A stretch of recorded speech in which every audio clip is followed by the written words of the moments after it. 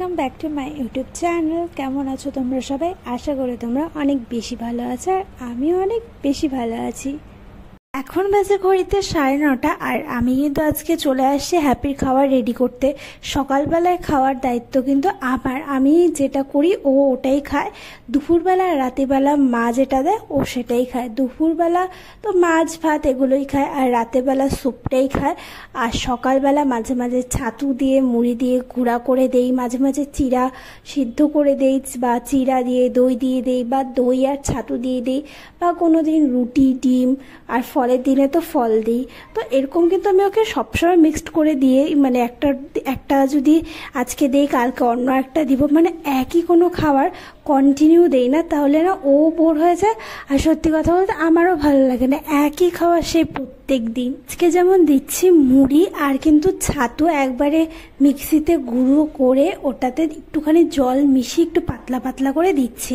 আর এখানে দেখো হ্যাপি কি শয়তানি করছে। বাবা আজকে বাজার করে আনছিল, ওখান থেকে ও লাল শাক নিয়ে নিচ্ছে, আর লাল শাক নিয়ে ও সারা বারান্দা দিয়ে খেলছে, আস্তে আস্তে খুলে নিয়ে ও খেলছে। আর আমি ওকে বলছি যে আমার কিন্তু টাইম নেই, তাড়াতাড়ি দে।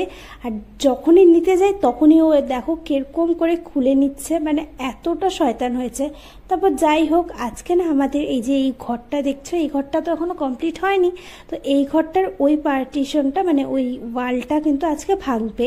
কেন ভাঙবে বলছি, আসলে ওটার পাশে একটা বাথরুম ছিল, একটা অ্যাটাচ ছিল, কিন্তু মা বলেছে যে না, বাথরুমটা করতে হবে না, বাথরুমটা বাইরেই করা হবে, তাহলে না ঘরটা অনেকটা বড় হবে। তো বাবা বলছে আচ্ছা ঠিক আছে।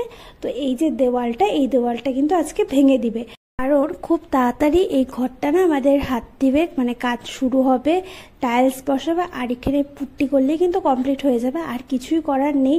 আর এই জায়গাটা একটু মনে হয় ঠিক করবে। তো এখানে দেখো ঘরটার এই জায়গাটা ভাঙছে, আর এখানে হ্যাপি এত ভয় পাচ্ছিল, কারণ প্রচণ্ড জোরে জোরে আওয়াজ হচ্ছিল, তো এগুলো পড়ছিল, আর ও এখানে বারবার চিৎকার করছিল আর বারবার দেখছিল। ও সাহস হচ্ছিল না যে ও ওখানে গিয়ে দেখবে। এমনিতেও প্রচণ্ড ভীতু, সবসময় সাহস দেখায় কিন্তু ও খুব ভীতু। তারপর একটুখানি রেডি হয়ে বাইরে আমি চলে আসলাম, কারণ আজকে আমি একটু বাইরে যাব। কারণ হচ্ছে হ্যাপির কয়েকটা ওষুধ কেনার ছিল। আগের দিন ওর কতগুলো ওষুধ পাওয়া যায়নি, তো আমি বলছিলাম যে ঠিক আছে আমি কালকে এসে নিয়ে যাব। তো আজকে ওষুধগুলো নিতেই যাচ্ছিলাম, আর এখানে না বৃষ্টি হচ্ছিল যেহেতু, তাই টোটো সব কিছু আটকিয়ে দিয়েছিল। আর আমার না এরকম একদম ভালো লাগে না, মানে একদম দম বন্ধ বন্ধ লাগছিল। বেশ সুন্দর ওয়েদার ছিল, কিন্তু যেহেতু টোটোর এখানে সব কিছু আটকা দিয়েছিল, তাই একদম ভাল লাগছিল না। আর বাড়িতে এসে দেখি যে এই দেওয়ালটা কিন্তু পুরা ভেঙে দিয়েছে, আর এতটা নোংরা হয়েছে ঘরটা, সেটা বলার মতো না। কারণ ওখানে অনেক জিনিস ছিল এই ঘরটাতে, সব এই পাশে এনে রাখা হয়েছে, আর দেখো সারা ঘর নোংরা। আর এই ঘরে কিন্তু এখন যাওয়ারও উপায় নেই, কারণ এই জায়গাটাতে ইট পড়ে আছে, আর নানান জিনিসে এখানে অনেক জিনিস আছে, সেগুলো ইউজও হয় না কিন্তু রাখা আছে। এগুলো সব বিক্রি করে দিতে হবে, আর না তো ফেলে দিতে হবে, কারণ প্রচুর জিনিসে ভর্তি। আর এখানে না আমাদের গ্রিল, মানে বাইরের ওয়ালে গ্রিল দিবে, তো ওই গ্রিলগুলো চলে আসছিল।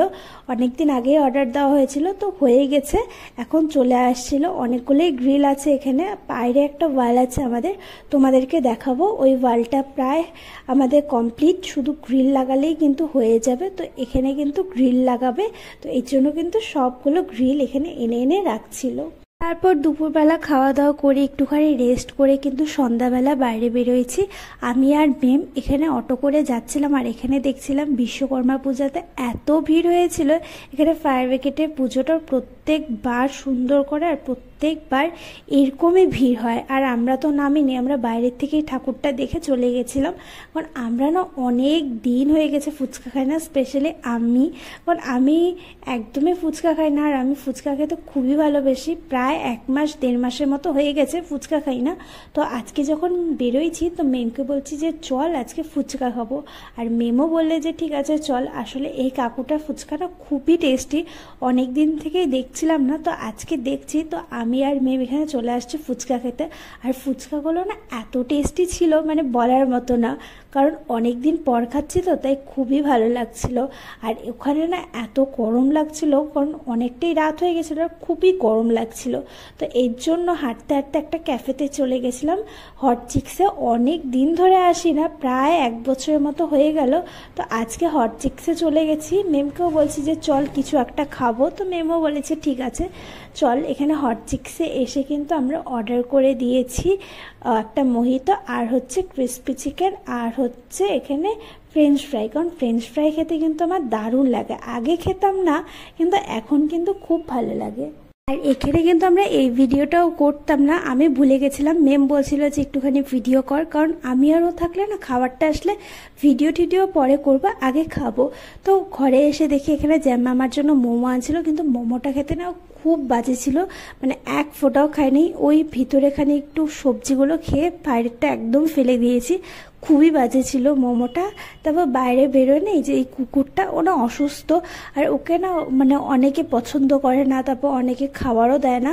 তো আমি এখানে ওকে খাবার দিচ্ছিলাম, মানে প্রায়ই ওকে আমি খাবার দিই।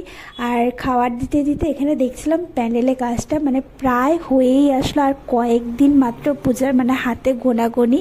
আর তোমাদের ওখানে প্যান্ডেলের কাজ কত দূর কমেন্ট করে জানিও। আর ভিডিওটা যদি ভালো লাগে তাহলে অবশ্যই লাইক শেয়ার আর সাবস্ক্রাইব করে দিও। নেক্সট ব্লগে আবার দেখা হবে, বাই বাই।